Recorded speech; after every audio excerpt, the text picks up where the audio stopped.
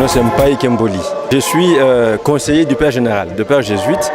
Donc pour notre congrégation, c'est la première congrégation au niveau catholique. Mais en même temps, j'ai des partenaires au Vatican.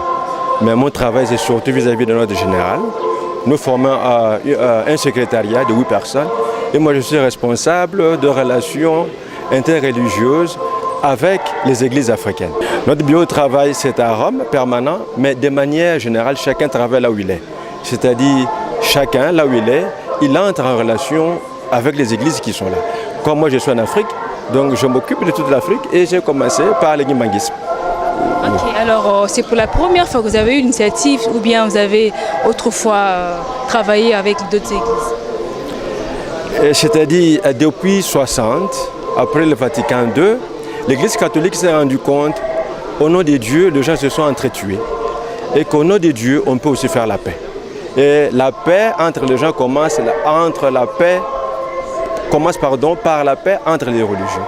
C'est comme cela que nous avons eu cette responsabilité depuis 2010 pour nous occuper de relations interreligieuses. Donc ce n'est pas la première fois, mais c'est la première fois que les jésuites constituent un secrétariat au sein duquel il y a l'importance accordée aux religions africaines. Jusque-là, on n'accordait pas d'importance aux religions africaines traditionnelles. On s'est rendu compte qu'il y a une grande partie de l'humanité pris selon nos ancêtres, et l'esprit aussi travaille dans les cœurs des gens parce que nous sommes tous créés par le même Dieu. C'est comme cela que, ici, je me suis rendu compte que dans ces pays, le guimanguisme est important comme d'autres religions. Mais c'est la religion qui provient vraiment de manière locale, en dehors des autres religions que nous avons, des tribus, ethnies. Mais ici, c'est constitué, c'est aussi une religion chrétienne, mais indépendante, qui a un fond assez important de nos traditions culturelles. Mais comme je l'ai dit tout à l'heure, j'ai grandi avec des amis guimanguistes. Donc la fanfare, par exemple, quand on était petit, ça nous enthousiasmait, ça nous donnait beaucoup de joie. Mais comme je m'occupe de la bibliothèque Saint-Pierre Canisius, qui est, je crois, la bibliothèque numéro 1 au pays, il y a beaucoup de documents de guimanguisme. Donc j'ai beaucoup lu, mais je voulais moi-même faire l'expérience spirituelle.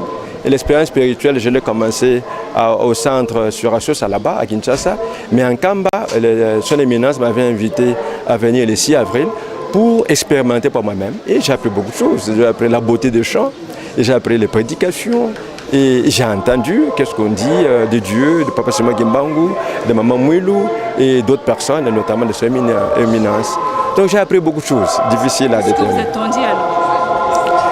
Ben c'est ça, quand on va quelque part, il faut avoir une attitude spirituelle, de dialogue, de s'ouvrir parce que l'esprit nous dévance. Nous ne pouvons pas coloniser l'esprit. Il faut suivre les voies de l'esprit. Ce qu'il nous dit justement aux églises. Et là où 2 ou 3 personnes se réunissent, à mon nom, dit le Seigneur, il est là. Donc je suis sûr que Dieu travaille dans les cœurs de gens, parfois de manière que nous ne connaissons pas. Nous, les kimbanguistes, on prie une personne selon certains dires des gens. Alors qu'est-ce que vous en pensez? Puisque maintenant, vous êtes venus prier ensemble avec nous. Et il y a des questions théologiques, il y a des questions théologiques qui demandent des débats entre des experts. Mais ici, j'ai entendu beaucoup de choses. On parle au nom de Dieu, au nom du Père et du Fils. J'ai entendu son éminence lui-même parler de Dieu. Donc, vous voyez, donc, je crois que chaque chef religieux a quelque chose de l'esprit de Dieu. Je crois qu'il est difficile de juger, quand on est visiteur, de dire on prie les âmes. Non, il faut beaucoup de temps, lire beaucoup, entrer en dialogue avec les théologiens, parce que dans l'église, il y a plusieurs courants. Vous voyez, ce que les gens disent dans la rue, ce n'est pas ça que nécessairement les pasteurs disent. Vous voyez, tout cela, il faut faire une différence. Sinon, on arrive à dire des choses qui séparent plus que ne rassemblent. Mon but, c'était d'écouter, de voir l'esprit à l'œuvre, voir comment ensemble nous pouvons construire le royaume de Dieu, le royaume de justice, de paix, d'amour, par la force de l'esprit et dans l'intercession, par l'intercession de Jésus-Christ et d'autres personnes qui ont travaillé, qui ont servi le Seigneur d'un cœur droit. Parce que le Seigneur, dans chaque génération, suscite des personnes pour guider son peuple vers lui. Non, moi je suis venu lui expliquer parce qu'on s'est déjà parlé au téléphone le 15 mars par Papa Zako. C'était lui qui m'a hébergé ici, c'était pour lui dire merci. Que je suis venu et aussi lui expliquer mon travail et qu'il nous aide à faire ce travail avec la collaboration de frères guimanguistes et sœurs guimanguistes. Comme c'est lui le responsable, ce qu'il dit, certainement j'ai entendu au culte l'autre jour, la parole du chef n'est pas contredite. Donc ce qu'il dit, et puis c'est ce qui va être exécuté. Pour moi, je suis venu rendre cette visite de courtoisie, lui dit merci de m'avoir hébergé, que j'ai respecté le rendez-vous et nous avons parlé. Et il m'a parlé de lutte ensemble pour la libération de l'homme noir. Parce que nous avons souffert l'esclavage, nous sommes humiliés par des personnes de bonne volonté, les savants, toute personne de bonne volonté devant travailler pour la réhabilitation de l'homme noir, mais par le travail. C'est ce qu'il disait, le blanc invente, nous réparons. Nous voulons qu'il y ait des savants parmi nous, des femmes journalistes compétentes, des personnes qui aident à ce que nous aussi nous puissions glorifier le Seigneur dans notre peau en nous sentant à l'aise en priant Dieu. Oui, j'ai été bien accueilli, j'ai mangé et j'ai surtout, moi c'est beaucoup plus religieux, cette expérience de chant, comme j'ai dit, c'est une prédication à chanter, le chant dans toute religion. Celui qui chante bien, prie de foi, il a l'inspiration, tout cela, donc c'est une voie vers Dieu. Puis c'était de voir comment, pieds nus, les gens prient, cette dévotion, c'est cela. Ce n'est que les débuts. Moi-même, je me suis mis pieds nus pour respecter, c'est comme ça. Parce que même dans la Bible, on dit à Moïse, ôtez vos sandales, parce que c'est lieu saint. Les lieux est saint, c'est vrai, mais aussi que nous-mêmes, nous devenons saints, comme le Seigneur Jésus qui nous demande d'être saint, d'être parfait comme lui il est. Ça, c'est le défi pour tout chrétien, toute chrétienne. C'est-à-dire que j'ai été curieux de venir. La route est difficile, mais j'étais impressionné, comme j'ai dit, par l'accueil, la simplicité, la beauté et l'organisation. Je crois que c'est cela. Et puis l'expérience religieuse, de voir comment pendant 3 jours, les gens se sont préparés. Pour nous catholiques, c'est la fête de Pâques aujourd'hui. Vous voyez, et ça tourne autour d'avril. Et le 2 avril 60, c'est... Comment dire ça, on a ramené le corps de Papa Simon ici, et puis le 6 avril, le début de son ministère, tout tourne autour d'avril. Donc c'est important pour nous, c'est la résurrection aussi. Nous espérons, nous prions que notre peuple soit ressuscité et que nous puissions avoir la confiance en nous-mêmes, la fierté d'être noirs et le courage de travailler. Donc c'est mon impression. J'espère que je continuerai à collaborer avec les guimanistes, même si moi je meurs, c'est nouer des relations, des partenariats entre ma congrégation, le travail, et ainsi de suite. Voir ce qui se passe. Il n'est pas qu'ici, j'irai peut-être ailleurs aussi, comme ça travailler. Donc toute l'Afrique, elle a beaucoup de religions. Et je commençais parce que je suis congolais. Et par cette église, pour aller vers d'autres églises dans d'autres pays aussi. Voilà, merci beaucoup pour votre accueil. Merci beaucoup. Ok.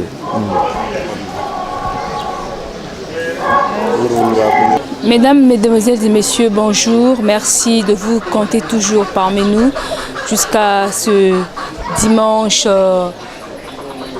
8 avril 2012 depuis la cité sainte de Kamba, où nous poursuivons le cours normal des festivités du 6 avril 2012. Nous vous rappelons que l'église kimbanguiste célèbre le 91e anniversaire de sa fondation par Papa Simon Kimbangu, l'envoyé spécial de notre Seigneur et Sauveur Jésus-Christ.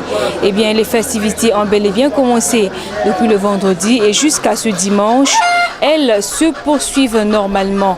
Et ces festivités sont également présidées par le numéro 1 de l'église, son éminence Simon Kimbangu Tiangani.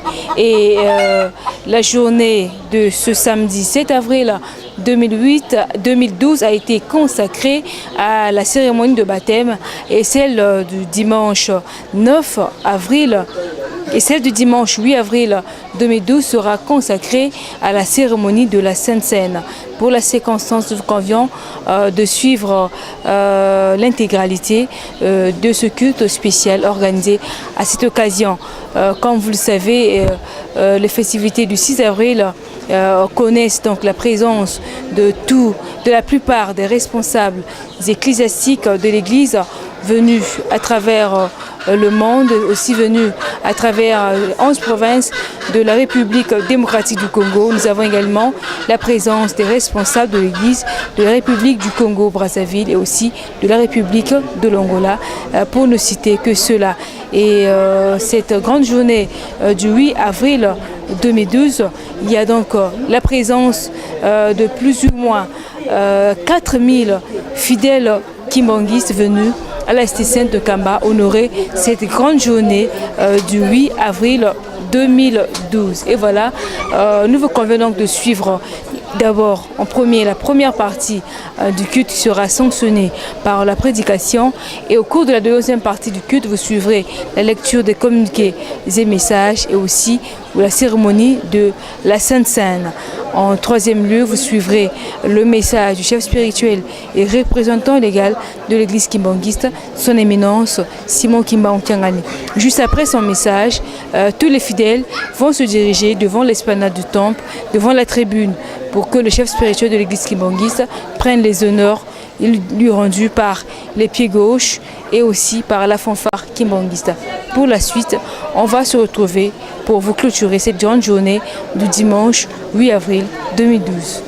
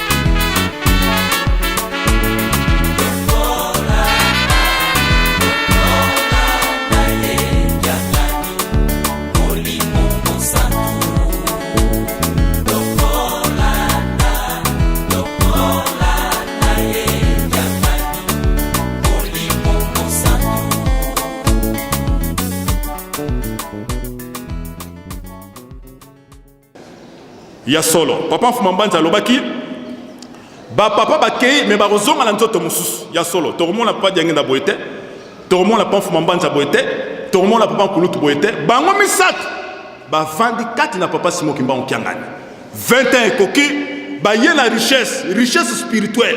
Alors richesse wana ba ma batata est-ce que yo ko bundogolonga pour te ba bénir yo Jacob asalaki mutu Kobunda bundi balobi kombo na yo ezali susu ya kopote comme Israël. Biso to changer kombo. To vandi awa to wuti famille ya mokili bien mais to koti na famille ya tata Kimba. Est-ce que yo ko changer kombo ba benga Kimbangi se solo? Faut to changer kombo 21 koki. Ba papa baza ko ya ba pesa biso richesse. Mais ya ko bolela kendeki maboko pamba. Papa fumalonga alobi na kei na ke ko sola bino loko wana 21 koki batata ba maman elaka ekoki yango to izoyoka kulumbimbi toko bundana ba wei bazakoya ba wei bango batu bako memela biso libula pamba te ezali kam na molimo to le 3 octobre papa lobi tozu 3-4 mais wapi 3-4 ango ye mutazala ngo ye mtebe sike ezali azali ko kende ko fungola ba wei ba ya to bundana ba mpona ni eza elaka. Et l'Obama en 1921, tata Simon Kimba out na banza sanda comme na nkamba. Atali bato lobi ah commandant Snow kaza ko ya comme quelque part lobi ah oya ko kokate abima. Oya ko kokate abima. Ah bato musu batalo babi le lobo eza ya passe mutu na mutazu nzela ko kende. Ba o ba lobi oya ko ya to yebi makambo lekaki na septembre awana nkamba nde bakanga kitata Kimba. Mais conscience na biso sala était toza bandimba responsable. Totika makambo toza nguzangi tina ya pamba to welela bokonzi na nzambe po ta eza susute yango moni ba papa basa ko mema biso kaka malembe na bolingo basa ko teya biso basa ko sala nyonso po biso tobika yango na bango basoki incarne bango Israël lelo eza na mbongo ba grand savant basa ba israélien likambo ye pa na yo na ngai tala Tata Simon Kimba en 1921 azalaki na liberté totale. Azalaki na liberté totale. Na molimo za libre na nzoto za libre.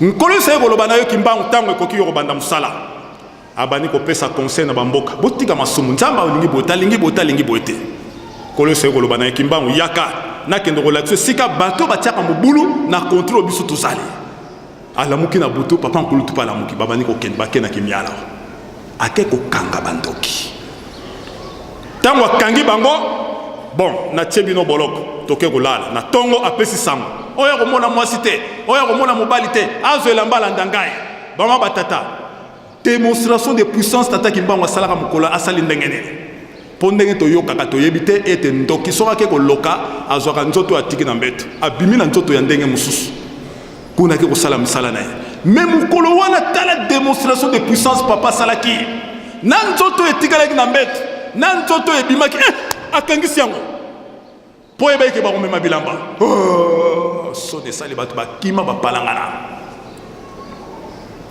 ezalaki na 21 le 23-24 mars 1921 nde makambo akimiana na kati na mbeba maladi mingi eza koya kati na biso makambo mingi ya mabe elati biso na ntina nini toza komela komino na nko na bozangi boyebi osali likambo boya bien natubela ni kaka tubela toke na mbela omeli otie makambo na kati na nzoto oza koyeba te ya mama batata tozwa conscience soko oyebi ete oza na double signe oza na 3 signes komela communauté batama kobanga te papa ezali mpo na yo moko soko lobi kaka tikanga na mela mpo na mela kala mela kaka eza likambo te nzambe ye moko ayebi yango na communion toza komela ezali communion ya bondeko bwa sika kosala liaison spirituelle ya sika na tata nzambe mpo tozali kodemare mokili ya sika pamba te ntango na biso ekoki kimbangisi toyebana mokili mobimba bayeba yo ete nzambe azali kati na yo tosilisi na kombo ya tata mwana mpe molimo santo amen.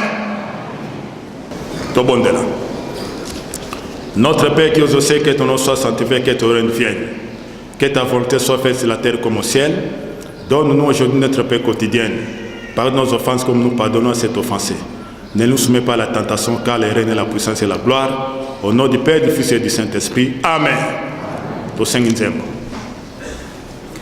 Makilama ye masopanaki.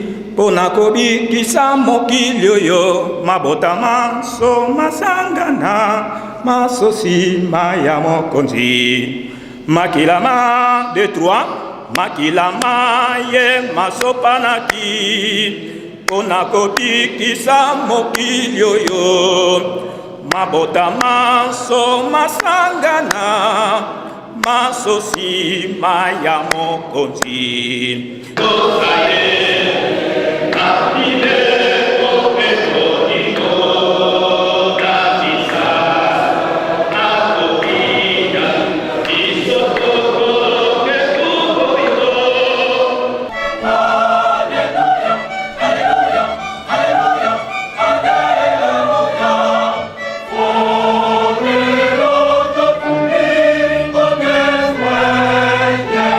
Hallelujah.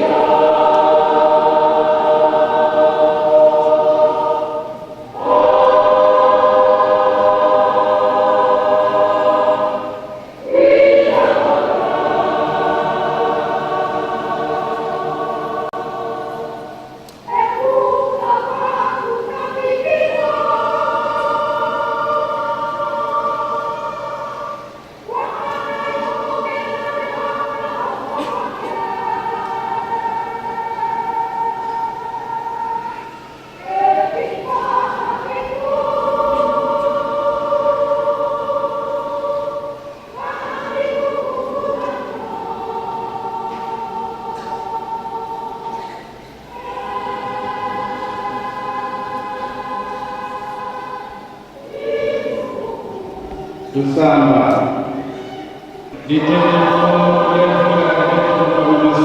tutofana kifuzi mwana besambu munkumbosini mwoni mwandavelela amen Mungu yatambula kwa mfumu bila bia lotambika mfumu Yesu mfuku dinadika yekulwa wabonga jempa bukamana tonda wabuku natyo wavuva diadini tuami ya veno bobuluvanga mukumbambu kila moyo mpila musimpe mbungu bukamana dia wavuva mbungu yayi iluwa unulomona mumenga mami bobuluvanga yosu ntangu ilo yonua mukumbambu kila moyo kadi yosu ntangu ilu diadi mpadi odio yenua mbungu yoyo lusamo na ngamfuilwa mfumu na tabe ejamveyi tento limone la kemuki musabe anzibunu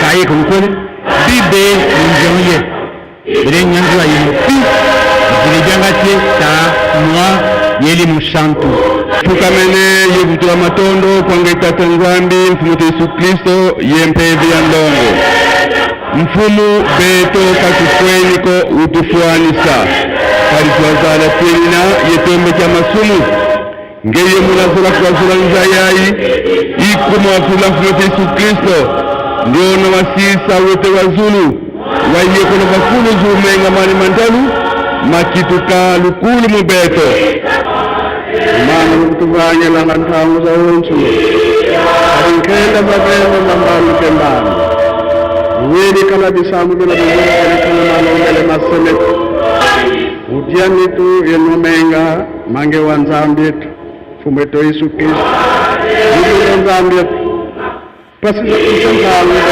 mbele kama Yusufina mwanzambitu talabizi malema mpi makotero muza ya mvimba beno isadi simula wiza ale kusarisa idi hatu takuile matakura ndongo batufina manamu maonso matukamina mpasiku nchankangu luvuga muundiza kwa betu vula ziyokele mama natuwina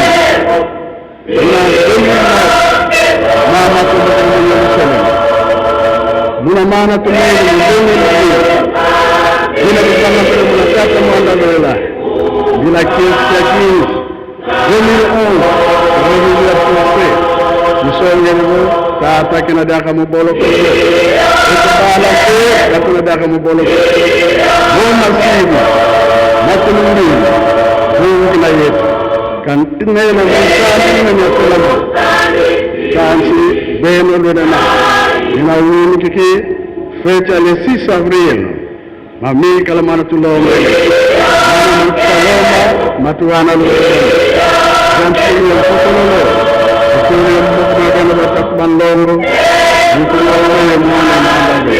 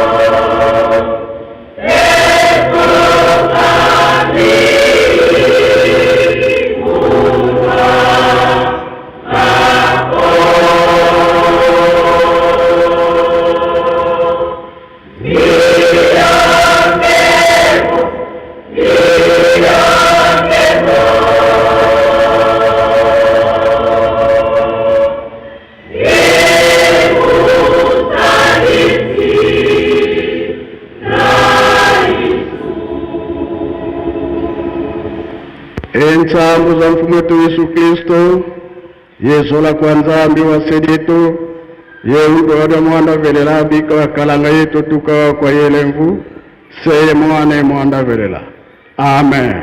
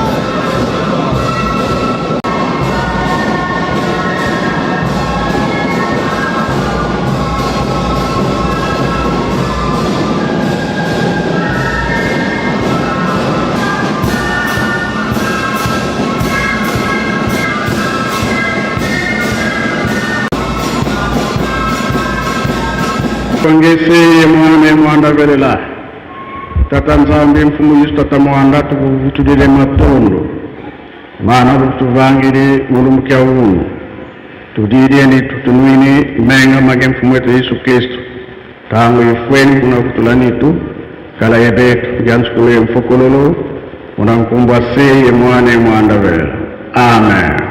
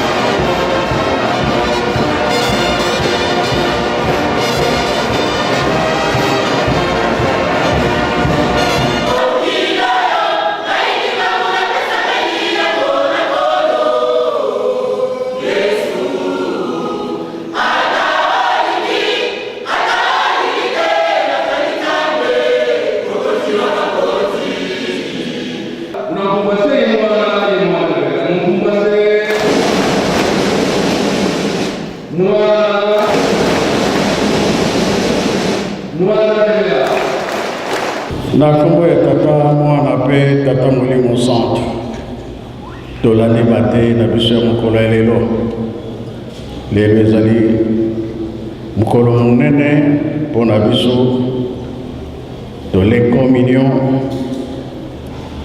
nde yango wana tokokisi makambo nyonso eloko tozosenga mabondeli ezala mingi tolemba te na ntina mabondeli oyo tata nzambe abongiseli biso eza minene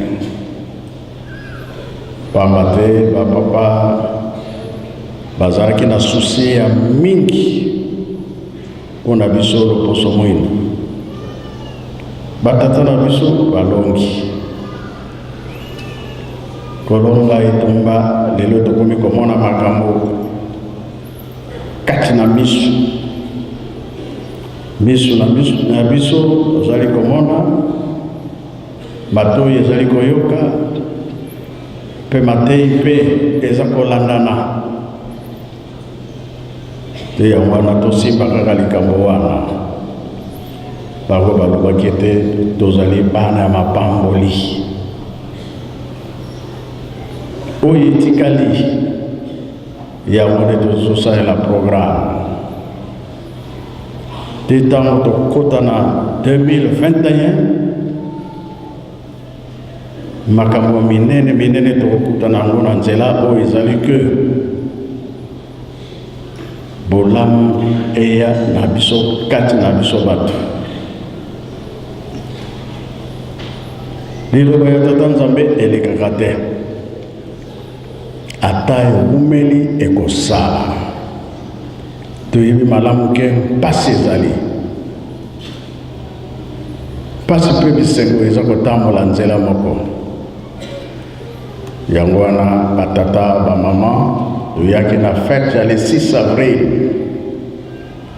komi kozonga kambo nyonso tokokisi yango etikali nde bambuta bakotikala po tokanga oyo etikali po topesa na badate oyo bokokende nango partout ndenge programme yango ekozala ya kokende na Angola ya kosala makambo nyonso kuna ekozala ndenge nini, tokovandela ndenge nini, tokosala nini, tokosenga ndenge nini po ete likambo na biso ezwa nzela. Ezelamaki mingi, bato mingi mpe bazelaki yango. Makambo mosusu papa Mfuma Longo azalaki koloba, toza komona ngo ekoleka nango nini ekosalama, balobi makambo ebele. Kasi likambo ya molimo Nzambe akokosaka te. Yango papa Mfuma Mbanza aza koloba ntango nyonso ke bomona wapi na ntango ya Nkolo Yesu atei nsima nde atikali koloba lokuta aleki na ye te. Nkolo Yesu akoloba solo mpe azalaki koloba solo, atikali koloba lokuta te. Lelo yango toza kovivre na ntango Nkolo Yesu alobi ete nga nakei oyo wana koya kosala ya mingi ya koleka. Ntango akendaki na Kulumbembe ye papa toloba na 32 kendaka, 75 akendaka, 88 akendaki. Kuna azalaki kokende kobongisa, ezalaki mpe maloba mingi azalaki kotika batembe mpe bazali. Biloko oyo ebungaka akalelaki bato wana emonana, soki emonani te ntango tokozonga kuna bamosusu bakokota zamba. Biso tozalaki na biso kuna te, biso mpe toyebi na biso te batekaka nini, babungisaka nini, basa donc ntango ekoki. Eloko nazosenga mabondeli mpona nini ntango ekoki, tala bamessage ya ndenge na ndenge eza koya na banzembo. Nakoyebisa banzembo mibale po epesa biso makanisi. Banzembo wana eza koloba nini? Nzembo ya liboso, Tata Mfuma Longo ayokela biso mawa. Nzembo wana bajetiki bato bayembaka yo. Mpona nini? Biloko tosimbaka yango, tomonaka yango, me mayele ezangi mpona kosalela biloko wana po utilize yango ndenge nini. Jeteki kotana na kati tozokolela nani? Tata Mfuma Longo ayokela biso mawa. Ebiloko yango nyonso toza nango toyebi ndenge ya kosalela yango te. Mpona nini? Eloko ezangi biso, kaka ye moto akopesa biso. Nakanisa ezali nzembo, kasi kola kombo ya papa Mfuma Longo eza kuna biso nde tozokolela epa na ye. Sikoyo ntango ekoki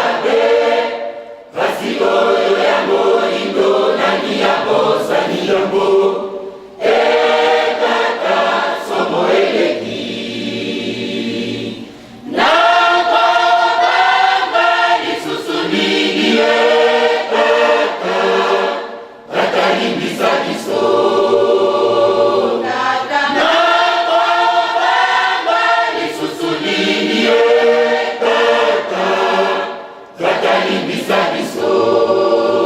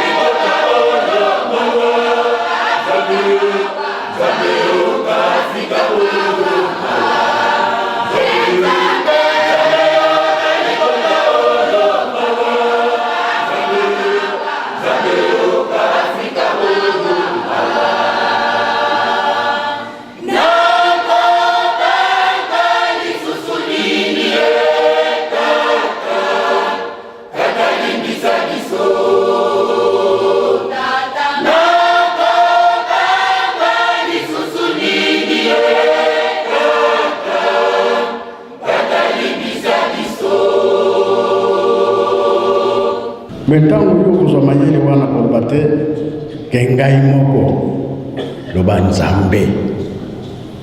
Pourtant bato baza kobondela bato bazomona pasi ozomona yango ozoyoka yango ke vraiment pasi toza nango loba Nzambe moto apesi likambo wana tobosanaka te.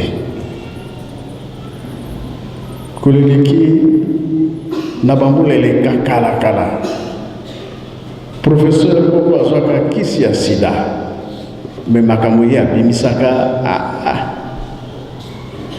zaki malamu te mbala moko mpe esalaka nango te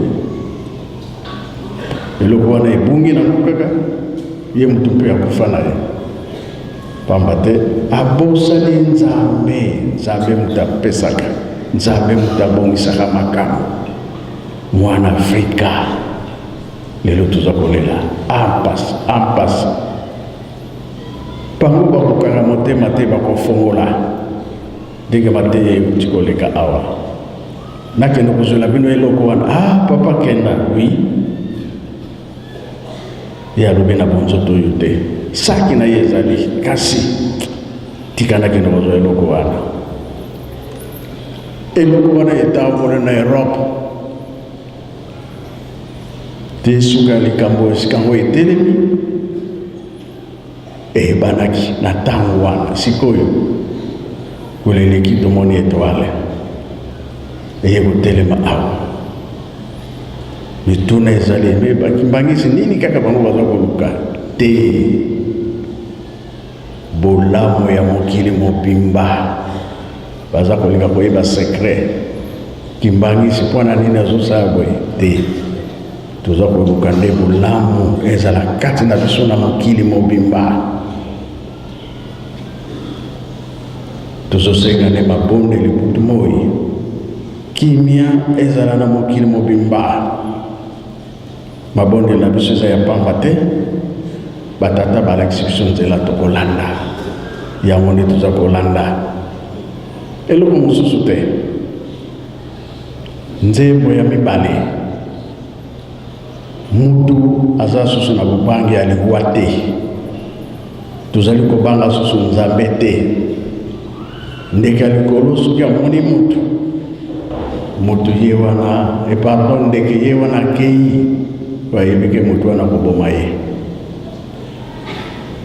nyama na zamba soki amoni mutu nyama wana ye wana akei akimi paske amoni mutu oyo mutu wana koboma ye mbisi na mai soki amoni mai maningani mbisi atindi ake na se po ayebi ke likambo mosusu eye wana mutu akoboma ye me biso bato tozali kobanga Nzambe te tozobanga lisusu liwa te alo wana likambo ya pasi tobanga liwa tobanga Nzambe po makambo na biso tozwa oyo toza koluka jeteki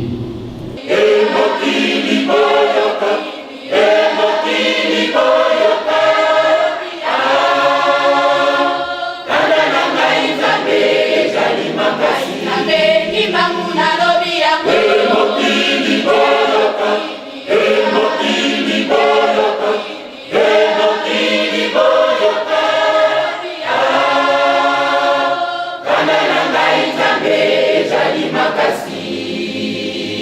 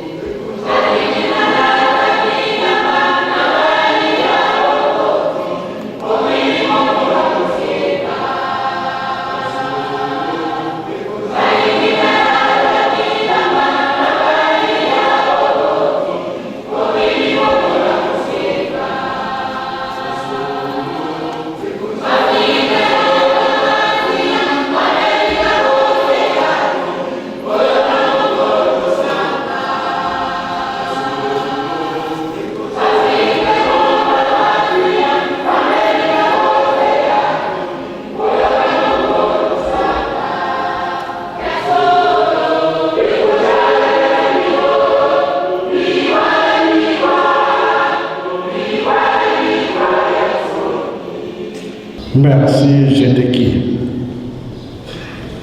Nzembo alakisi makambo nyonso. Yango toza koloba ete ata oza yo moko kanisa Nzambe asalaki bato mibale, Adam et Eve. Ye alobi Adam oza mokonzi ya biloko nyonso. Na yo mutu nde napesi mayele ya koleka, mayele ya kokanisa mpe kosala biloko nyonso eza na mokili. Yo nde mokonzi nango, dirige na biloko bakombo ye moko apesaka, ezala banyama, ezala bambisi, ezala bandeke. Adam apesi kombo eloko moko moko na pouvoir ya Tata Nzambe, diriger. toye kobunga nzela ntango tobungi nzela ye mpe tata nzambe atiki biso te atindi mwana na ye nkolo yesu alakisi biso makambo ndenge nini tozala mpo nzambe arekipere biso me abosanaki loposo mwindu te mpo ntango azongaki apesaki promese sur 199 bakotaki me moko akotaka te loposo mwindu tata simoki mbango aye lobi tolobaki yango to vendredi bana Israël babimaka le 6 avril ezalaka mercredi kolo yesu miracle na ye ya liboso le 6 avril ezalaka mercredi tata simoki mbango na miracle na ye ya liboso le 6 avril mercredi mpona nini nzambe asali adamu me amoniki aza ye moko asali mama eve mokolo nini mercredi donc ntango tozotala likambo ya tata nzambe ndenge eza kotambola nzambe apesi biso mayele me mayele wana ebungi mpona nini tobosani nzambe ntango obosani tata nzambe nzambe atie biso mokongo sikoyo ekomeli biso fo toluka ye azali wapi ndema te eleki lelo bango baza kokende balobi botongela biso kaka Yelusalemi tala batata representant baza koya mbangu bandimi mpe bazosala mosala na bango mbangu po tokokisa bilaka yango namoni toye mingi mosala esalami esengo na biso nde yango wana malgré bisika tovandi makambo ezokozanga te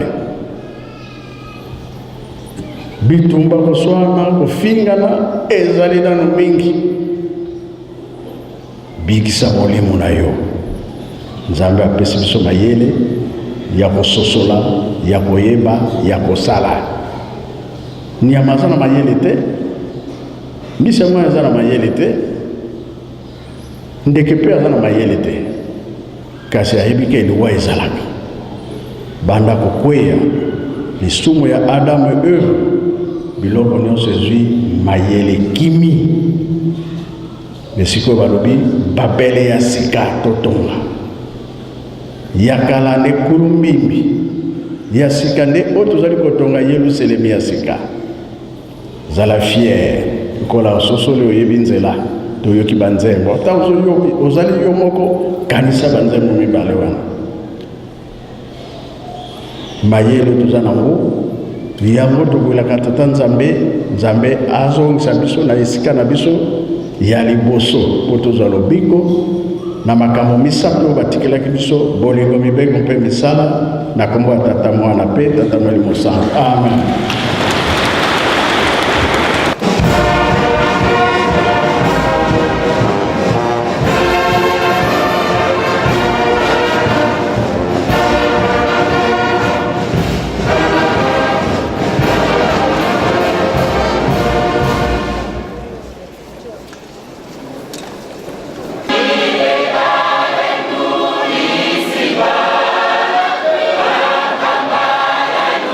Jerusalem.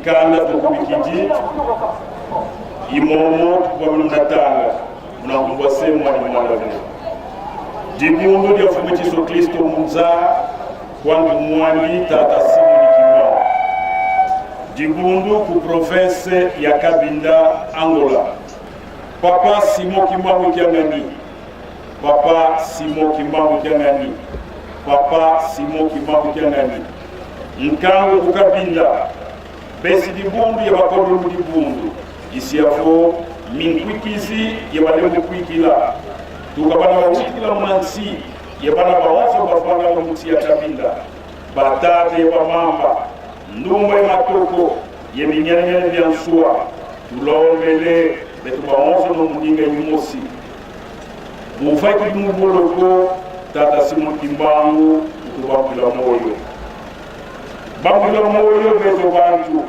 kalingenyo tufuiti bakula nsi ya Kabinda moyo kalingenyo zangi wafanga yo afondomba zeto kazele beti lako levo tulogele kalingenyo diabu geto matondo matata matondo bizifutula kwangeta tamwanga velela tata Simo Kimbangu mumpaibulo wako mboloko ifopele na kumbwase mwana yetata mwana velela papa katinkulo moki mokoko tuneti mfuma tuneti mayelo condition yebe meme beno duka butwala de passer la papa papita mutala kadi fadi na moloko una même des spécial de Gondo la finale de Badi Malaisie au moment il y a la Badi fraîcheur et ngombe belia benya bofo do ba wo papa ou bien fo wakili la banzeza finale mala mena momo be Kabila oye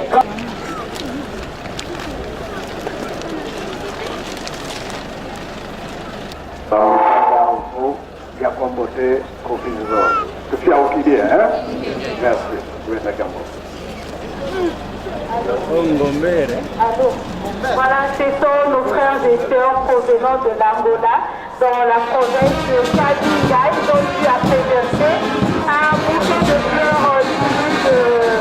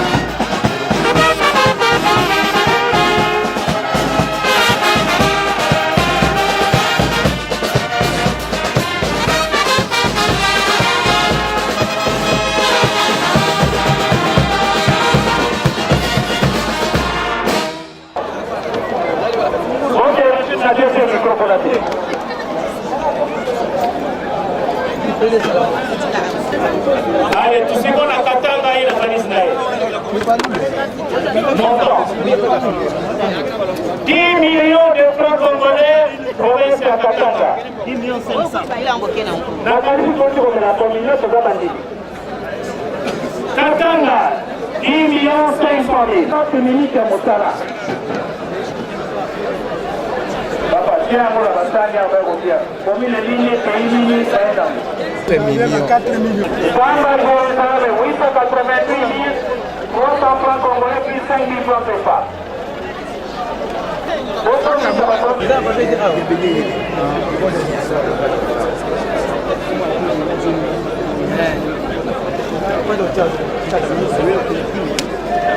Nana Zamba. Ok. Latte.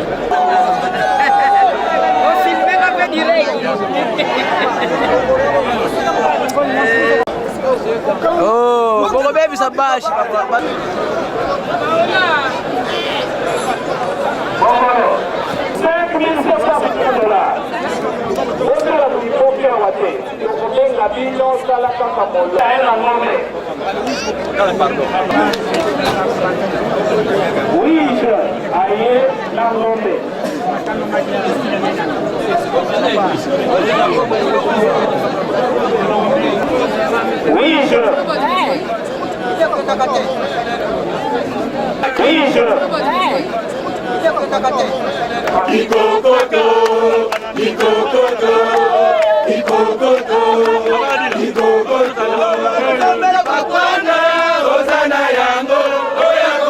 Kimbangu, Naboko Makasi, Kikokoto.